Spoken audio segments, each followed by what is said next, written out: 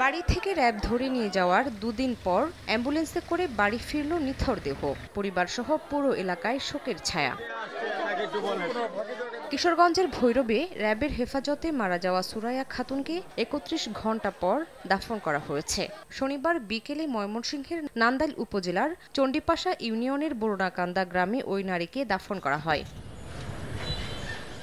এর আগে শুক্রবার রাতে র‍্যাব হেফাজতে কিশোরগঞ্জের শহীদ সৈয়দ নজরুল ইসলাম মেডিকেল কলেজে লাশের ময়নাতদন্ত করা হয়। মৃত্যুর সঠিক কারণ ময়নাতদন্ত রিপোর্টের পর জানা যাবে বলছেন চিকিৎসক। যেসব ফাইন্ডিংস পেয়েছি সেসব ফাইন্ডিংস লিপিবদ্ধ করেছি এবং সেই মোতাবেক আমরা রিপোর্ট অতি শীঘ্রই ছেড়ে দেব। গত ১৬ মে রাতে নান্দাইল থানার সামনে থেকে একটি হত্যা মামলার আসামি সুরাইয়া বেগমও একই রাতে ঢাকা থেকে তার ছেলে তাইজুলকে গ্রেফতার করেন র‍্যাব ১৪ ভৈরব ক্যাম্পের সদস্যরা। পরদিন শুক্রবার সকালে অসুস্থ অবস্থায় সুরাইয়াকে ভৈরব উপজেলা স্বাস্থ্য কমপ্লেক্সে নিয়ে যায় র‍্যাব। এ সময় চিকিৎসক তাকে মৃত ঘোষণা করেন। র‍্যাব হেফাজতে শারীরিক নির্যাতনে গৃহবধূ সুরাইয়ার মৃত্যু হয়েছে অভিযোগ স্বজনদের। তার শরীরের বিভিন্ন স্থানে জখমের চিহ্ন রয়েছে বলেও দাবি তাদের। এদিকে ওই নারীর মৃত্যুর ঘটনায় ভৈরব থানায় একটি অপমৃত্যুর মামলা হয়েছে।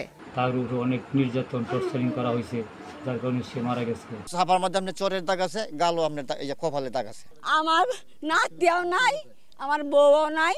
আমি বিশ্বাস ওখানে যাওয়ার কিছুক্ষণ পরে যেহেতু মৃত্যুর খবর আসছে, তাহলে তো এখানে কোনো চক্রান্ত বা কোনো কিছু আছে।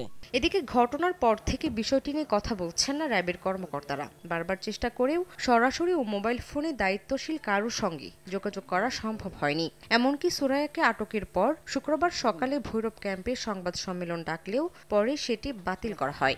আপনি যে নম্বরটিতে কল করেছেন তা এই মুহূর্তে ব্যস্ত আছে। সুরাইয়া বেগম নান্দাইলের বরুণাকান্দি গ্রামের আজিজুল হকের স্ত্রী। পুত্রবধূকে পিটিয়ে হত্যার অভিযোগে গত ১৩ মে সুরাইয়া সহ তার স্বামী ও ছেলের বিরুদ্ধে নান্দাইল থানায় একটি মামলা হয়। সময় সংবাদ, কিশোরগঞ্জ।